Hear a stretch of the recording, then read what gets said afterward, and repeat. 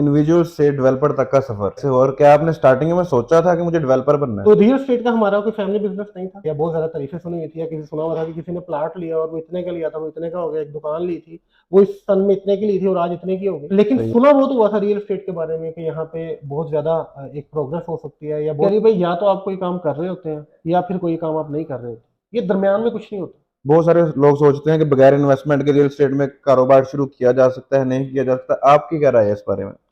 और starting from one plot, जो मैंने एक प्लॉट से शुरू किया था, या स्टार्टिंग फ्रॉम 1% कमीशन जो हमने स्टार्ट किया था, जी। लेकिन विश उस वक्त भी यही थी, क्योंकि अल्लाह की बात से हमेशा बड़ा ही कुछ मांगना चाहिए। वो सही है। विश उस वक्त भी यही थी, ख्वाहिश यही थी कि इंशाल्लाह ताला इस फील्ड के टॉप तक पहुंचना है। आप फैसलाबाद छोड़ें, पूरे पंजाब में इस टाइम पीरियड के दौरान जी।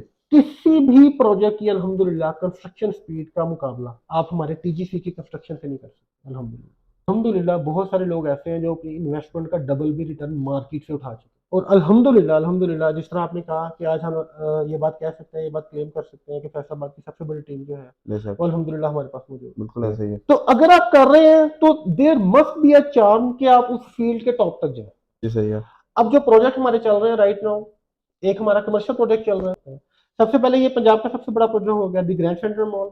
उसके बाद दी ग्रैंड आइकॉनिक सिटी, ये हमारा रेजिडेंशियल प्रोजेक्ट है। इसी इन्वेस्टर को अगर आप मशवरा देना चाहो कि उसने अपनी इन्वेस्टमेंट पार करनी हो, तो किन चीज़ों को मद्देनजर रखे, क्या वो एसओपीज हैं जिनका उसको ख्याल रखना चाहिए? जी अस्सलाम वालेकुम, होप सो के सभी खैरियत से होंगे। आज मेरे साथ हसन भाई मौजूद हैं, सीईओ ऑफ राइजी एडवाइजर्स। मैं ये पूछूंगा कि इन्होंने रियल एस्टेट में कैसे आगाज़ किया। फैसलाबाद में रियल एस्टेट की मार्केटिंग और सेल्स की टीम सबसे बड़ी अगर कहा जाए, या स्टेट लाइफ के बाद भी अगर फैसलाबाद में किसी ने मिसाल बनाई है तो इन्होंने बनाई है। तो इनसे पूछते हैं कि इन्होंने इस तरह की टीम कैसे बिल्ड की है, स्टार्ट कैसे हुआ, एट अ टाइम ये किस प्रोजेक्ट में है, ये सारा कुछ आज इनसे हम पूछेंगे। अस्सलाम वालेकुम भाई। वालेकुम सलाम। कैसे भाईजान, खैरियत से हैं, ठीक ठाक अल्हम्दुलिल्लाह हैं? अली भाई, आप कैसे हैं? अल्हम्दुलिल्लाह।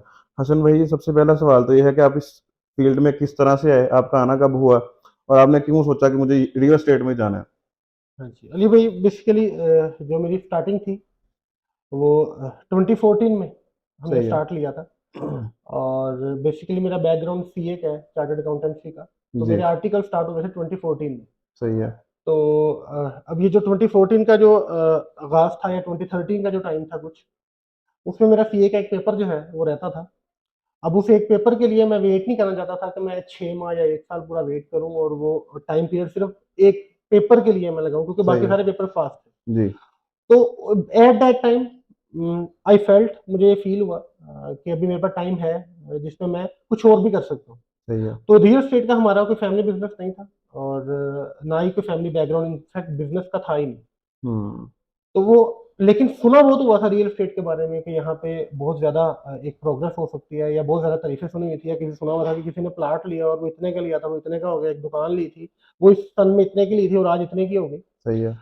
तो हमने भी सोचा, मैंने एट दैट टाइम ये बात सोची थी कि यार हम भी थोड़ा सा करके देखते हैं कि लेट्स सी है क्या। सही है।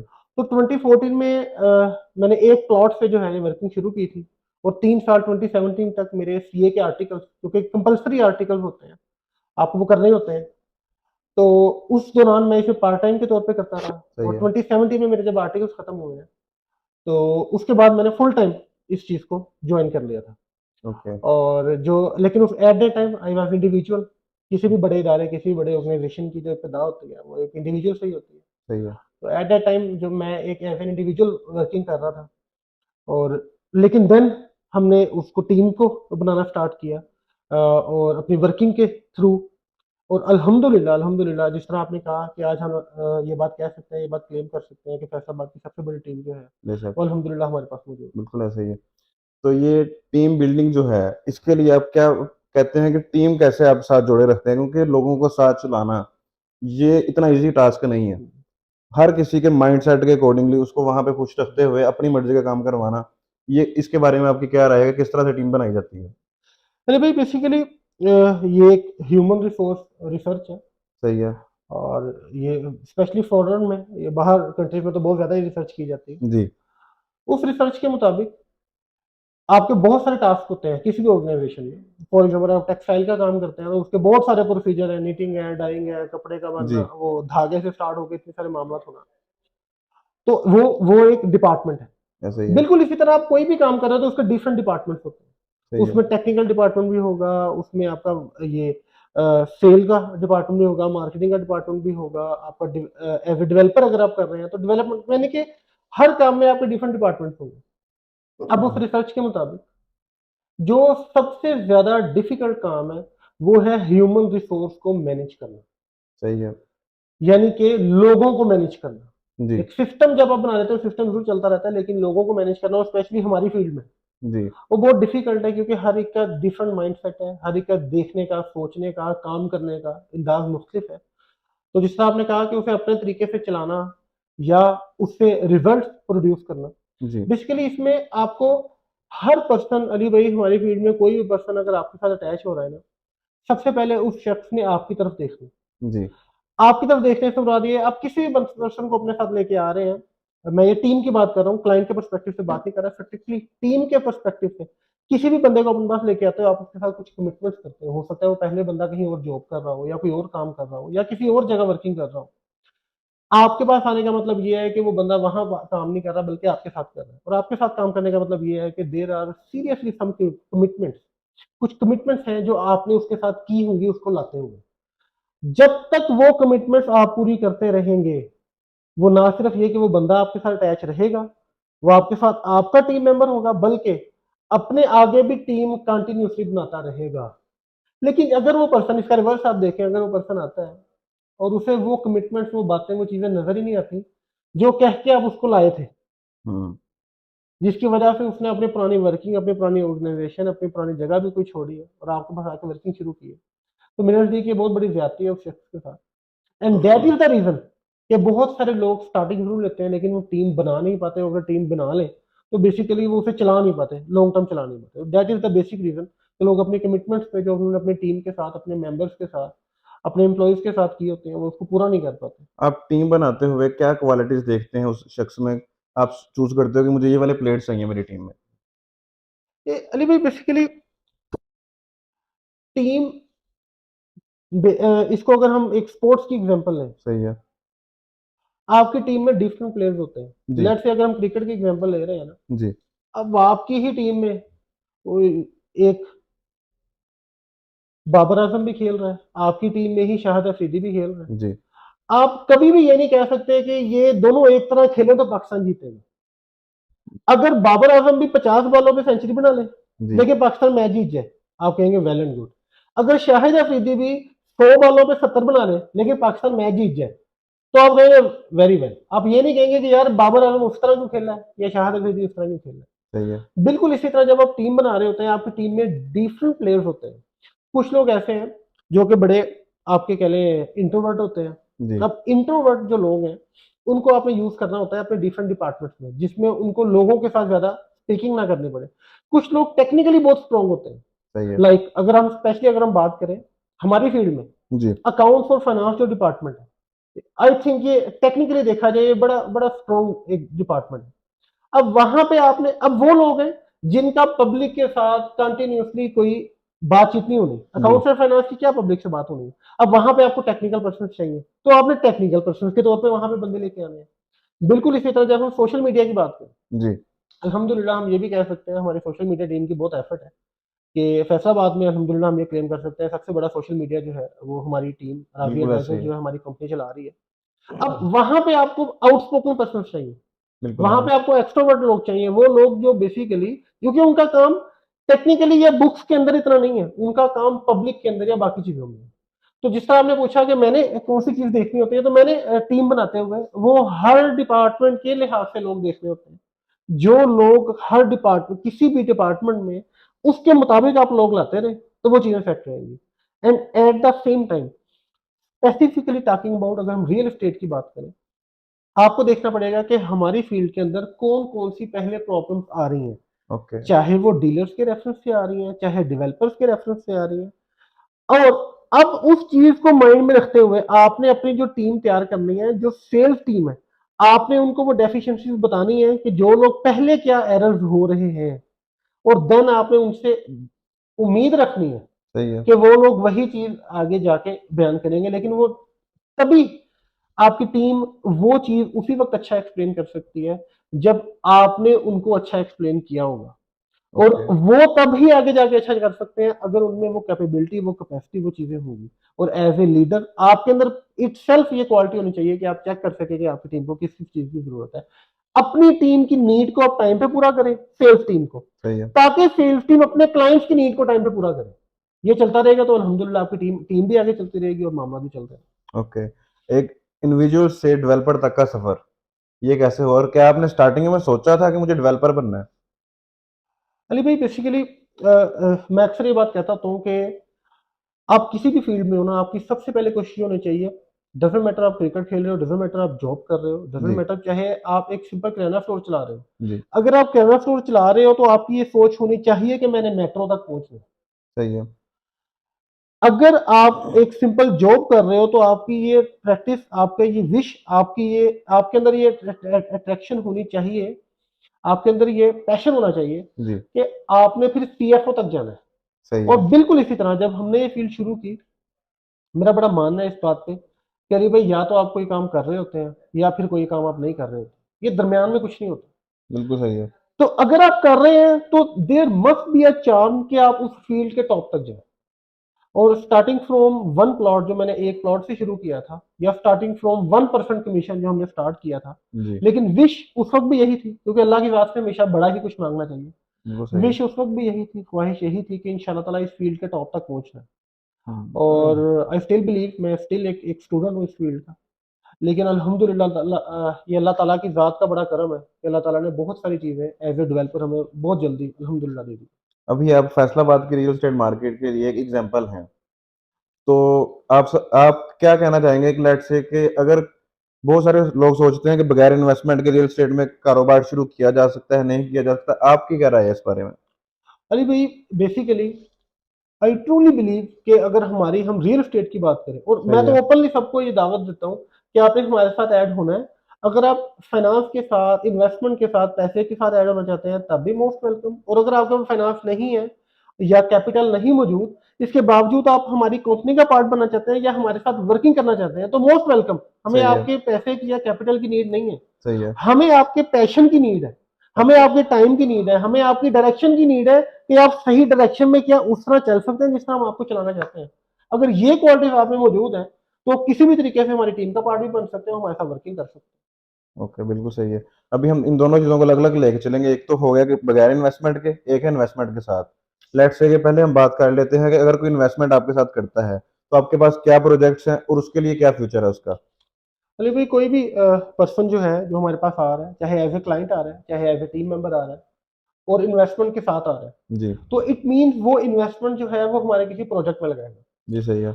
अब जो प्रोजेक्ट हमारे चल रहे हैं राइट नाउ, एक हमारा कमर्शियल प्रोजेक्ट चल रहा है जो कि अल्हम्दुलिल्लाह पंजाब का सबसे बड़ा प्रोजेक्ट है, उसकी लोकेशन के बारे में बताइएगा।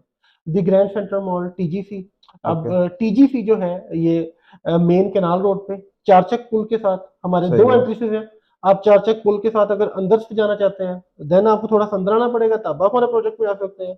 दूसरी एंट्रेंस जो कि हमारी मेन एंट्रेंस है, वो मेन हमारे कैनाल रोड के ऊपर मौजूद है। मरहबा महल क्रॉस करके साथ ही आपको हमारी एंट्रेंस नजर आ जाएगी। ओके, सही है। तो अब जिस तरह आपने बात की कि प्रोजेक्ट के अंदर इन्वेस्टमेंट, अगर कोई पर्सन आ रहा है तो इन्वेस्टमेंट लेके आ रहा है और वो किस तरह उसे यूज कर सकते हैं, तो हम अपने प्रोजेक्ट में उसको लगवा सकते हैं। सबसे पहले ये पंजाब का सबसे बड़ा प्रोजेक्ट हो गया दी ग्रैंड सेंट्रल मॉल। उसके बाद दी ग्रैंड आइकॉनिक सिटी, ये हमारा रेजिडेंशियल प्रोजेक्ट। इसकी लोकेशन कहाँ पे है? रेजिडेंशियल प्रोजेक्ट ये जो हमारा ग्रैंड आइकॉनिक सिटी है, ये मेन रिंग रोड पे आ रहा है। मेन रिंग रोड जो कि हमारा मछली फार्म स्टैना रोड से लेके हमें समुद्री रोड न्यामोना रोड तक लेके जाता है। तो ये बिल्कुल दरमियान में ये रिंग रोड है, जो कि इसी साल 2022 में ये रिंग रोड स्टार्ट हुआ था। सही है। जो अप्रूवल तो इसकी इस रोड की ऑलमोस्ट 6 से 7 साल पहले की हुई है, लेकिन स्टार्टिंग इसकी 2022 में हुई थी इस रोड की। Okay. That is the main reason कि आपको उस जगह पे बहुत ज्यादा डेवलपमेंट नजर आ रही है, बहुत सारे लोग नजर आ रहे हैं, बहुत सारे डेवलपर्स नजर आ रहे हैं, बहुत सारी टीम जो है वो आपको उधर जाती मूव होती नजर आ रही है ड्यू टू द रोड। वो मेन रिंग रोड है जो कि सटियाना रोड को समुद्री रोड के साथ मिला रहा है। हमारा टाउन एग्जैक्ट उस रोड के ऊपर आ रहा है, the grand iconic city. Okay. तो जो भी पर्सन अब इन्वेस्टमेंट के साथ आ रहा है तो हम उसके ये दोनों ऑप्शन रख देते हैं। हम दी ग्रैंड सेंट्रल मॉल भी उसके सामने रख देते हैं और आइकॉनिक सिटी दोनों उसके सामने रख देते हैं। रिटर्न्स को आप किस तरह से देखते हैं? लेट्स से कि मैं हूँ, कोई क्लाइंट है, वो आपके साथ 10 मिलियन इन्वेस्टमेंट कर लेता है, वो किस तरह से सिक्योर है और कितना आरओआई एक्सपेक्ट कर सकता है वो आपसे? अरे भाई, बेसिकली हर प्रोजेक्ट की डिफरेंट स्टेजेस होती हैं। जी, सही है। ये डिपेंड करता है कि आप किस स्टेज पे हमारे साथ एंटर हो रहे हैं। ओके। अगर मैं आपसे एज जनरल बात करूं, जी, टीजीसी के रेफरेंस से, जी, द ग्रैंड सेंट्रल मॉल के रेफरेंस से बात करूं, तो 25 to 30% हमारा रिटर्न तो वो है जो हम मेक श्योर करते हैं कंपनी के बिहाफ पे, कि जी, हम अपने क्लाइंट को, अपने इन्वेस्टर को हम मेक श्योर करते हैं कि ये बेनिफिट वो है जो कि वो ईयरली इजीली कमा सकता है ड्यू टू आवर प्रोजेक्ट, क्योंकि हम प्रोजेक्ट के रेट्स एटलीस्ट इतने बढ़ाते रहते हैं, हम इसे मेक श्योर करते हैं, हम इंश्योर करवाते हैं कि इन्वेस्टर के ये पैसे जो है एटलीस्ट इतने बढ़ रहे होंगे। इस एंगल से आप इसे देख लें। सही है। सेकंड, ये चीज तो वो है जो हमने एज ए डेवलपर या एज ए मार्केटियर लोगों तक बता दी कि आपको ये रिटर्न जो है वो आ जाएगा। जी, लेकिन इन एक्चुअल देखा जाए तो अल्हम्दुलिल्लाह हमारे इन्वेस्टर, स्पेशली टीजीसी की बात करें, तो हमने एक साल, तकरीबन 1.5 साल आप लगा लें, 1 साल 6 माह पहले इसकी सेल स्टार्ट की थी। कंस्ट्रक्शन इसकी 1 साल 4 माह पहले स्टार्ट की थी। सही है। जिन लोगों ने उस स्टेज पे हमारे साथ इन्वेस्ट किया था, हम अल्हम्दुलिल्लाह बहुत सारे लोग ऐसे हैं जो अपनी इन्वेस्टमेंट का डबल भी रिटर्न मार्केट से उठा चुके हैं। ओके। तो ये डिपेंड करता है, जिस तरह मैंने बताया ना, किस स्टेज पे आप एंटर हो रहे हैं। अगर तो आप स्टार्ट में एंटर हो रहे हैं, इट मीन आपके पास लोकेशन, अच्छी लोकेशन आपके पास अवेलेबल होगी, आपके पास अच्छा रेट अवेलेबल होगा, स्टार्ट में एक रेट भी अच्छा मिल रहा होता है। सही है। उसके बाद आपके रेट जाके जुड़ जाते हैं आपकी कंस्ट्रक्शन के साथ, क्योंकि जिस जिस तरह किसी भी प्रोजेक्ट की कंस्ट्रक्शन ऊपर जाती रहेगी, बिल्कुल उस तरह उसके रेट भी ऊपर जाते रहेंगे। और वो रेट क्योंकि हमारा इन्वेस्टर पहले परचेज कर चुका है, तो अगर एज ए डेवलपर हमारे रेट ऊपर जा रहे हैं, जी, तो एज एन इन्वेस्टर हमारे इन्वेस्टर के रेट्स भी, क्योंकि वो तो परचेज कर चुका है पिछले रेट पे, उसके रेट भी ऊपर जाएंगे। सही है। क्यों जाएंगे? कंस्ट्रक्शन की वजह से जाएंगे। और अली भाई, मैं ऑलरेडी भी कुछ इंटरव्यूज में ये बात कह चुका हूँ, और अल्हम्दुलिल्लाह ये हमारा ओपन क्लेम है कि एक टीजीसी की कंस्ट्रक्शन हमने दिसंबर 2021 में स्टार्ट की थी। ऑफिशियल टाइम इसका जनवरी 2022 से स्टार्ट हुआ। तो मेरा ओपन चैलेंज है, आप फैसलाबाद छोड़ें, पूरे पंजाब में इस टाइम पीरियड के दौरान जी, किसी भी प्रोजेक्ट की अल्हम्दुलिल्लाह कंस्ट्रक्शन स्पीड का मुकाबला आप हमारे टीजीसी की कंस्ट्रक्शन से नहीं कर सकते अल्हम्दुलिल्लाह। ये मैं भी चीज़ ऑब्ज़र्व कर रहा था किसी तरह से ये। इस चीज़ का तो आपको क्रेडिट ज़रूर जाता है। बहुत शुक्रिया और भाई। इसके अलावा अगर बात की जाए कि किसी भी इन्वेस्टर को अगर आप मशवरा देना चाहो कि उसने अपनी इन्वेस्टमेंट पार करनी हो, तो किन चीज़ों को मद्देनज़र रख के क्या वो एसओपीज़ हैं जिनका उसको ख़्याल रखना चाहिए? अली भाई, इसमें सबसे पहले आपने अपने डेवलपर की कमिटमेंट देखनी होती है। उसका पास्ट? उसका, हाँ, अब ये कमिटमेंट दो एंगल से चल सकती है। जी, फॉर एग्जाम्पल, अगर मैं पास्ट के एंगल से बात करूं, अगर पास्ट में एक डेवलपर ने कुछ प्रोजेक्ट डिलीवर किए हैं, इट मींस कि वो एक पूरे पाथवे से वाकिफ है, वो उस पूरे प्रोसीजर से गुजरा हुआ है। सही है। और हमारे पास एक पास्ट को मैं एक रेफरेंस जरूर कहूंगा, एक रेफरेंस आ जाता है हमारे पास कि यस, अगर इसने पहले भी डिलीवर किए हैं, तो होप सो ये पर्सन आगे भी हमारे साथ अच्छे तरीके से प्रोजेक्ट को कंप्लीट करेगा। लेकिन एट द सेम टाइम हमें कमिटमेंट देखना बहुत जरूरी है। कहीं इस तरह तो नहीं है कि जो आपका डेवलपर है ये ऑलरेडी 5-6 जगह पे इस तरीके से प्रोजेक्ट कर रहा है कि उसके पास टाइम ही नहीं है इस प्रोजेक्ट को पूरे तरीके से चलाने का। और फैसलाबाद में ये बहुत बड़ी प्रॉब्लम भी रही है, हमारे कुछ डेवलपर्स या कुछ चीजें इसलिए भी नहीं चल पाई कि डेवलपर्स के पास कमिटमेंट के लिए, कमिटमेंट जरूर उन्होंने बड़ी कर ली, लेकिन एट द सेम टाइम उनके पास वो टाइम, वो सिस्टम, वो एनर्जी, वो टीम मौजूद ही नहीं थी, वो डिपार्टमेंट्स मौजूद ही नहीं थे जिनके थ्रू वो बहुत सारे प्रोजेक्ट कर जाते। तो सबसे पहले आप उसका रेफरेंस के तौर पर पास देख सकते हैं, उस पर्सन की कमिटमेंट देख सकते हैं, and then as an investor आपको उसको रेट को देखना बहुत जरूरी है। सही है। अली भाई, ये एक प्रॉब्लम बहुत ज्यादा चलती है, और सिर्फ एक जगह नहीं, शायद पूरे पाकिस्तान में चलती है। लेट्स से अगर एक प्रोजेक्ट 2023 में स्टार्ट हो रहा है सही है। और उसमें एंड होना है 2026 में, तो लोग क्या करते हैं, वो 2023 में रेट चार्ज कर रहे होते हैं 2026 का।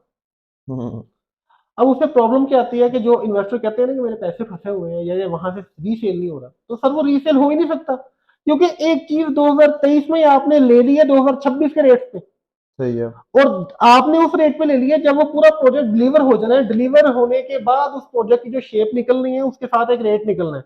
वो रेट अगर आपने 2023 में दे दिया है, तो हाउ इज इट पॉसिबल कि 2026 तक आपके पैसे अच्छे रिटर्न में निकलेंगे? वो अच्छे रिटर्न पे नहीं वो एक निकलेंगे। सिर्फ़ कमेटी ही है, रियल एस्टेट की इन्वेस्टमेंट नहीं है वो। यस, एग्जैक्टली, आप उसे कमेटी कह सकते हैं। वो हुँ, उतने पैसे तो शायद 1-2 सालों बाद निकल आए, लेकिन अगर आपने प्रॉफिट की उम्मीद रखनी है तो आपको एज एन इन्वेस्टर ये देखना चाहिए कि जिस प्रोजेक्ट में आप इन्वेस्ट कर रहे हैं ये इन्वेस्टर को किस तरह लेके चल रहे हैं।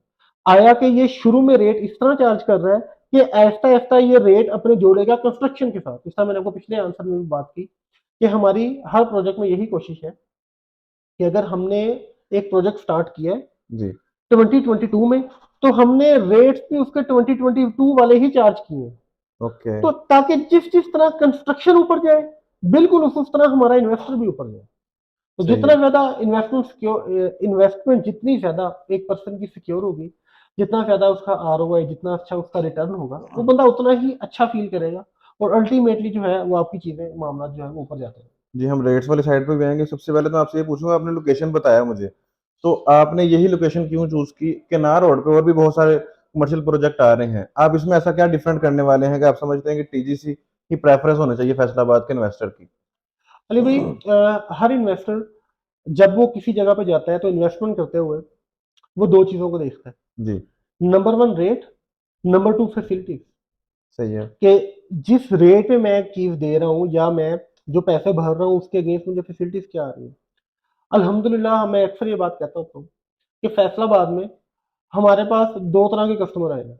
एक कस्टमर वो जो हमें देख के आए थे या हमारे ओल्ड कस्टमर थे, जी एक वो जो हमें देख के नहीं आए, वो न्यू कस्टमर है और पूरी मार्केट रिसर्च करके आए हैं। तो मैं अल्हम्दुलिल्लाह बड़े प्राउडली ये बात कह सकता हूँ कि जब आप मार्केट को पूरा रिसर्च करते हैं, फैसलाबाद के सारे प्रोजेक्ट्स आप देख लें, सारे कमर्शियल प्रोजेक्ट्स आप देख लें, उन कमर्शियल प्रोजेक्ट्स को देखने के बाद जब आप दो चीजों में उसका कंपैरिजन करेंगे, रेट में और फैसिलिटीज में, हम अल्हम्दुलिल्लाह आज भी ये बात कह सकते हैं हमारा रेट सबसे कम है। ड्यू टू द रीजन जो आपको पिछले आंसर में बताइए कि हमने तो अपना रेट जोड़ा हुआ है कंस्ट्रक्शन के साथ। जैसे जैसे कंस्ट्रक्शन ऊपर जाएगी वैसे वैसे रेट ऊपर जाएगा। नंबर टू, अगर आप फैसिलिटीज की बात करें, अल्हम्दुलिल्लाह जो फैसिलिटीज, क्योंकि यह पंजाब का सबसे बड़ा प्रोजेक्ट है, इट मीन्स हमारे पास ज्यादा एरिया मौजूद है फैसिलिटीज को देने के लिए।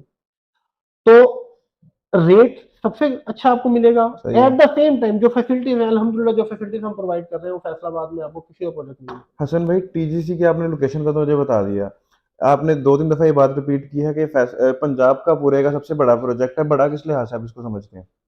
अरे भाई, बड़ा जब हम ये क्लेम करते हैं कि पंजाब का सबसे बड़ा प्रोजेक्ट है तो उससे मुराद उसका स्क्वायर फीट एरिया होता है। ओके सही है। जो हमारा टीजीसी है that is 3.4 million square foot covered area. और ओके। इस कवर्ड एरिया के साथ ये पंजाब का सबसे बड़ा प्रोजेक्ट और इसमें ऐसे क्या फीचर्स, ऐसी क्या फैसिलिटीज हैं जो दूसरे प्रोजेक्ट में नहीं है, इसमें आप ऐसा क्या दे रहे हैं? है। अली भाई, इसमें सीन ये है कि आप कोई भी प्रोजेक्ट जब स्टार्ट करते हैं, जी स्पेशली जब आप कोई बड़ा प्रोजेक्ट करने जा रहे हैं, एक मेगा प्रोजेक्ट करने जा रहे हैं सही है। जिसमें बहुत ज्यादा पब्लिक भी इन्वॉल्व होगी, आपकी भी बहुत ज्यादा एफर्ट इन्वॉल्व होगी। सर, इसको स्टार्ट करने से पहले you must make a feasibility report, you must make some serious effort उसके स्टार्ट करने से पहले। तो मैं अक्सर ये बात कहता हूँ कि हमने अल्हम्दुलिल्लाह, अगर टीजीसी की बात करें तो टीजीसी में ये तकरीबन 15 से 16 माह का एरिया ऐसा है जिसमें हमने सबसे पहले खुद को सिक्योर किया। खुद को सिक्योर करने से मुराद ये उस प्रोजेक्ट का, उस लैंड का सिक्योर होना, उसके बाद उसके एनओसीज कंप्लीट होना, एनओसीज के बाद हमारे आपने उसके अंदर ऐसी फैसिलिटीज क्रिएट करना जो कि पब्लिक का सबसे पहले अट्रैक्शन लेके आएंगी और बनने के बाद आपका वहां पे फुटफॉल लेके आएंगी। अली भाई, अगर हम कैनाल रोड की बात करें, क्योंकि जी कैनाल रोड फैसलाबाद में सबसे ज्यादा चलता है, सही है। कैनाल रोड के हवाले से आपको बहुत सारे प्रोजेक्ट अभी भी नजर आ रहे हैं, आपको फ्यूचर में और भी बहुत सारे प्रोजेक्ट नजर बिल्कुल सही आएंगे। बात लेकिन है। जो आपने फैसिलिटीज की बात की है उसमें let me be very clear कि सर, प्रोजेक्ट आपका फ्यूचर में भी चाहे यहाँ पे बहुत सारे प्रोजेक्ट्स आ जाए, आपका कामयाब प्रोजेक्ट वही है जिसमें सबसे ज्यादा फुटफॉल होगा। और सबसे ज्यादा फुटफॉल उसी टाउन में, उसी प्रोजेक्ट में, उसी कमर्शियल प्रोजेक्ट में होगा जिसमें पब्लिक के लिए सबसे ज्यादा अट्रैक्शन की चीजें होंगी। जी अब जिस तरह मैंने आपके फिजिबिलिटी की पहले बात की कि 15 से 16 माह वो थे जिसमें हमने इसकी फिजिबिलिटी तैयार की, उस फिजिबिलिटी में इंटेंशनली कुछ ऐसी चीजें रखवाई हैं जिसकी वजह से इसका फुटफॉल सबसे ज्यादा होगा और इसी वजह से इंशाल्लाह ताला ये सबसे ज्यादा सक्सेसफुल प्रोजेक्ट होगा। Like like what? हम अली भाई फिश एक्वेरियम लेके आ रहे हैं अच्छा जी। फैसलाबाद में। ये हमारा तकरीबन 3540 स्क्वायर फीट पे है। ये माल ऑफ दुबई से हमने ये कॉन्सेप्ट लिया था। लेकिन और बहुत सारे लोग जो कि माल ऑफ दुबई को विजिट कर चुके हैं, दे ऑलरेडी नो, उन्होंने ऑलरेडी एक फिश एक्वेरियम इतना बड़ा देखा हुआ है। लेकिन वो जो आप देखते हैं दुबई में देखते हैं, आप रिसर्च भी उसकी कर सकते हैं, वो तकरीबन £2950 स्क्वायर फीट का है, 2950 स्क्वायर फीट का है। ये जो हमारा प्रोजेक्ट है इसमें फिश एक्वेरियम हम दे रहे हैं फर्स्ट एंड सेकंड फ्लोर पे, दैट इज डबल हाइटिंग, और उसका जो टोटल कवर्ड एरिया बनता है वो 3540 स्क्वायर फीट है। ओके। अब अगर हम एज ए डेवलपर देखें या एज ए मार्केटियर देखें, तो शायद यही एरिया अगर हम मार्केट में सेल करते जी। तो अच्छी खासी अमाउंट हम अर्न कर सकते थे। लेकिन ये बजाय इसके कि हम उसे सेल करके वहां पे दुकानें निकाल के दुकानें सेल करके पैसे अर्न करते, हमने वो चीज दी जो कि कल को पब्लिक की अट्रैक्शन का बायस बनेगी। और जितनी ज्यादा पब्लिक कहीं पे इन्वॉल्व होगी, जिससे हमने पहले ये बात की, जितना ज्यादा कहीं पे फुटफॉल होगा उतना ही ज्यादा वो जगह तरक्की करेगी। फिश एक्वेरियम आ गया। उसके बाद अली भाई, मुझे ये चीज बहुत ज्यादा फील होती है फैसलाबाद में स्पेशली, कि यहाँ पब्लिक की इंटरटेनमेंट के लिए चीजें नहीं है। ऐसे ही है, बिल्कुल सही कह रहे हैं आप। आप इसका कंपैरिजन लाहौर से या इस्लामाबाद से या कराची से, आप किसी भी बड़े शहर से देखें, हम फैसलाबाद पाकिस्तान का तीसरा बड़ा शहर है, लेकिन इंटरटेनमेंट के लिहाज से यहाँ पे आपको कुछ भी नजर नहीं आता। जी।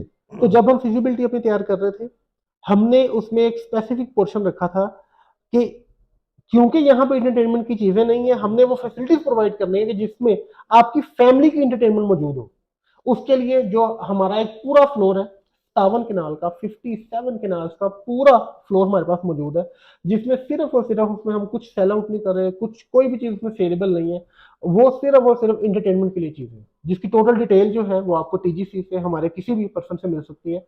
और उस 57 किनाल में हम तकरीबन 14 के करीब चीजें ऐसी हैं जो कि हम पब्लिक के लिए, पब्लिक इंटरटेनमेंट के लिए, फैमिली इंटरटेनमेंट के लिए प्रोवाइड कर रहे हैं, उसमें कुछ भी सेलेबल नहीं कर रहे। सही है। सो इन चीजों से क्या है, आपकी पब्लिक का सबसे ज्यादा अट्रैक्शन पॉइंट आपका प्रोजेक्ट बनता है। आफ्टर दैट हम किसी भी कमर्शियल मॉल को उठा के देख लें, पूरे पाकिस्तान में किसी भी प्रोजेक्ट की बात कर लें, आपको सबसे ज्यादा रश जो नजर आता है वो फूड कोर्ट में नजर आता है। बिल्कुल ऐसे ही है। अब हम अगर टीजीसी के फूड कोर्ट की बात करें, टीजीसी के फूड कोर्ट में हमारे पास 86 यूनिट्स हैं, और एट द सेम टाइम उसी फ्लोर के ऊपर हमारे पास जो सीटिंग है सर, वो 2000 प्लस पर्सन की सीटिंग कैपेसिटी मौजूद है। ओके। तो बजाय इसके कि हम उसे दुकानों से भर देते, यूनिट से भर देते और सीटिंग के लिए प्रॉपर जगह ना बचती, तो इस पे फोकस करने के बजाय हमने अगेन उस फैमिली इंटरटेनमेंट को माइंड में रखा है कि जब फैमिली यहाँ पे आके बैठेंगी तो वो प्रॉपर जगह पे बैठ सके, प्रॉपर वे में इंटरटेन हो सके। सही है। तो यूनिट्स की तादाद इतनी मुख्तसर रखी कि एक वहां पे आपको प्रॉपर स्पेस भी मिल सके, यूनिट्स को भी प्रॉपर स्पेस मिल सके, और जो हमारी फैमिलीज आ रही है, जो कि हमारे पास लोग विजिट करने के लिए आ रहे हैं, उन लोगों के लिए एक अट्रैक्शन पॉइंट हो कि यहाँ का फूड कोर्ट सबसे बड़ा है। अल्हम्दुलिल्लाह हमारा फूड कोर्ट फैसलाबाद के लिहाज से देखें तो फैसलाबाद का सबसे बड़ा फूड कोर्ट भी हमारे पास मौजूद है। At the same time Faisalabad की जो सबसे ज्यादा सिटिंग कैपेसिटी है वो हमारे पास मौजूद है। Okay. After that in facilities के बाद हमारे पास एक और न्यू चीज हमने इंट्रोड्यूस करवाई, जो कि हमें बड़ी कमी महसूस होती थी फैसलाबाद में, कि लोगों को, चनाब क्लब जिस तरह है हमारा, जी। लोगों को इस तरह की इंटरटेनमेंट भी चाहिए, हमारी एक खास क्लास को, एलीट क्लास को एक इंटरटेनमेंट चाहिए सर। उसके लिए हमने अपार्टमेंट होल्डर्स के लिए, जी। जो हमारा दरमियान वाला टावर आपको नजर आता है टीजीसी में, वो अपार्टमेंट टावर है। तो अपार्टमेंट होल्डर्स के लिए हमने ऑलरेडी इंट्रोड्यूस करवाया है कि जो हमारा रूफ टॉप है, कमर्शियल का रूफ टॉप, वो बेसिकली चनाब क्लब की तरफ से हम क्लब दे रहे हैं, टीजीसी क्लब, और उस क्लब की मेंबरशिप फ्री होगी जो भी हमारा अपार्टमेंट होल्डर है। अब ये Okay. चीज हुआ है जो फैसलाबाद में पहले ना तो पहले है, और आप कोई भी प्रोजेक्ट देख लें आपको किसी के अंदर भी ये फैसिलिटीज नजर नहीं आएंगी। सही तो है। These are the main things जो कि हम, और इन सब चीजों के बाद आप अगर ओवरऑल मेरे ख्याल में अगर एक तस्वीरी जायजा भी लें, एक हमारा जो फ्रंट है, फ्रंट लुक को आप हमारे देखें माशाल्लाह, सही है।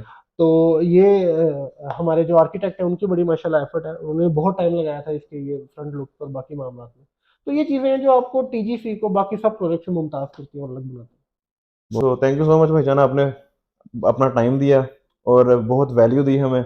इंशाल्लाह ताला नेक्स्ट भी आपके साथ मैं प्लान करता हूँ, आपकी मसरूफियत में से थोड़ा सा वक्त लेते हुए टीजीसी के बारे में दोबारा भी एक्सप्लेन करूंगा। Thank you so much. Ali भाई बहुत शुक्रिया आपका। आपका शुक्रिया भाई। अस्सलाम वालेकुम।